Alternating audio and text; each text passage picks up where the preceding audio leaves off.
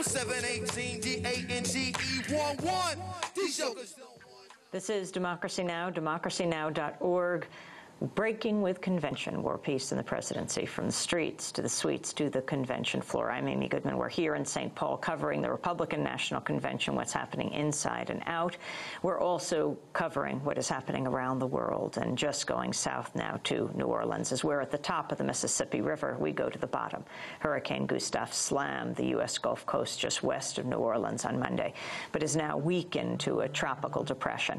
According to the National Hurricane Center, Gustav remains a flood threat as it moves over central Louisiana.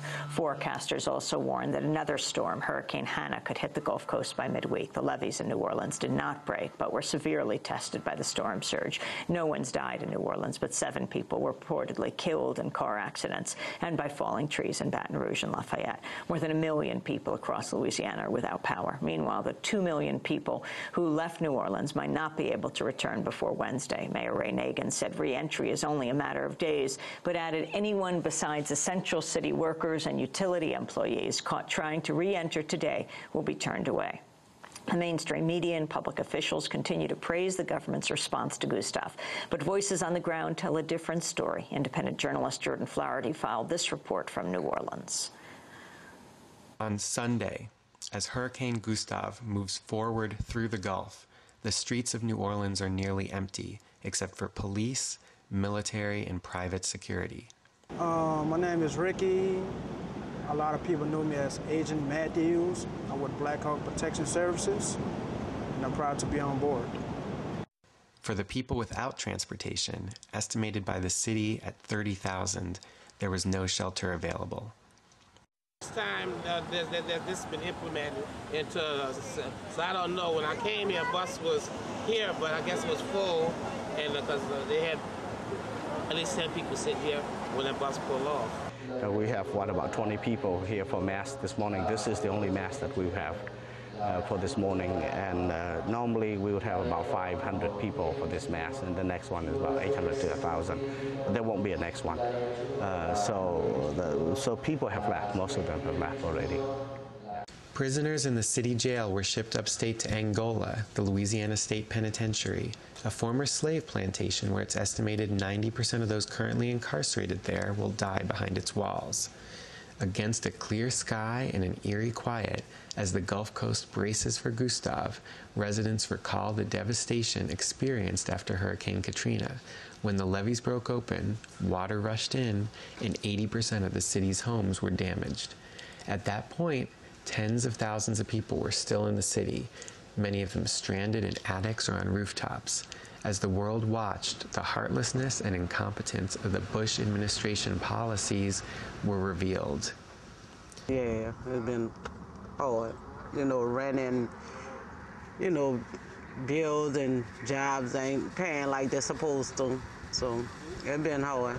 Government ain't helping you like talking about it. Oh, it's pretty slow.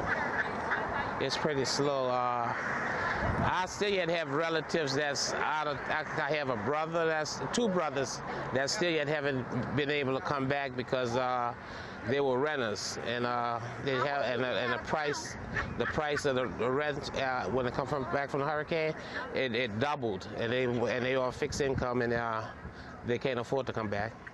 There's been, for the last 20-something years, Republicans and Democrats, has been a systematic effort to say the government is bad and to downsize government and to privatize government. And so we get to the point that government is small and really unable to respond to major problems. And we've had thousands of churches, we've had hundreds of thousands of volunteers that have come help us, but they can't take the place of government. New Orleans has already lost 200,000 residents since Katrina. Those that came back had to struggle to get help from the federal government. Now, after 3 years of hardship, residents are not sure they can go through it again. If it do the damage like Katrina did, I'm gonna just make my home somewhere else. I don't think I'm gonna come back. I can't do it. I love the city of New Orleans, but I don't know. If it be bad like Katrina, I don't think I'm gonna come back. I don't know. I'll probably come back to visit, but I don't know if I'm gonna come back if it's like Katrina. Katrina was not the so-called storm of the century, and it's likely that Gustav will not be either. The true disaster was crumbling infrastructure, the shocking lack of preparation, and government response that criminalized the people of New Orleans instead of protecting them. One of my big concerns is that there seems to be more concern with protecting property than protecting our people. It's very important that people understand that no matter how good this evacuation looks to you on television, there are serious errors, serious breakdowns, and the same communities that were left behind 3 years ago during Hurricane Katrina are the communities that are now falling through the cracks of the evacuation for Hurricane Gustav. For poor and working class people, for the working poor, for people of color, this evacuation is turning into a disaster, and it's unfolding from New Orleans all the way to Atlanta and probably beyond. Unfortunately for poor New Orleanians, some of the strongest and safest housing no longer stands. Housing developments have become vacant lots, strewn with the former possessions of thousands of families. In the last hurricane and in every hurricane, a lot of low-income people went to stay with family and friends that lived in public housing because those are the sturdiest structures in the community. And about 4,000 of those apartments have been destroyed since Katrina. And the government and private developers really took advantage of Katrina and used it as an opportunity to lock people out of their apartments, not to let them come back and to destroy it. And people are worried about that again right now. Well, right now we're in a Iberville housing development. Right now, this is one of the last ones still standing because all the rest of them, they're tearing them down and stuff, you know. Poor people really ain't gonna have nowhere to go, you know. So I don't know if they plan on tearing this one down. I don't know if they're gonna let us back in. We just have to wait and see. But I know all the other developments, when they tore them down and everything, they should have at least made sure people had somewhere to stay, somewhere to live, you know. That's the people, you know, they used to live in there all their lives and stuff. And now they're tearing them down and things, so where are they putting the people? Where the people going? Mm-hmm. And now this hurricane season, I think a lot of people ain't gonna come back. So. We've been tracking people who got in front of the Greyhound line, got on buses and left. We have about 150 contacts on buses spread out and going from shelter to shelter. We got a call last night from a father of two who was traveling in a car with his mother and his younger son. He called at about 10:30 p.m. to tell us that he had been turned away from 5 shelters in a row and was told to go to the 6th one.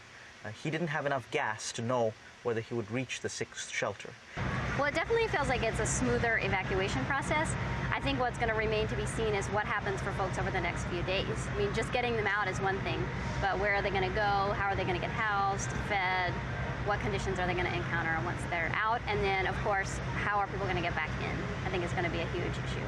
It's very important that as shelters open up, as homes open up, as churches open up for poor and working class, particularly African American residents of New Orleans, that a conversation also opens up about their right to return. We cannot have another Katrina where families from New Orleans are spread out across the United States with no path back to the city they love. That's what that report by Jordan Flaherty in New Orleans, independent reporter, editor of Left Turn, and that does it for our broadcast. A very special thanks to Sharif Abdel-Quddus and Nicole Salazar, our producers, for going way beyond the call of duty, to Jeremy Scahill and Mike Burke and Dennis Moynihan and Angelique Comet and Aaron Mate, Hani Massoud. I'm Amy Goodman. Thanks so much for joining us.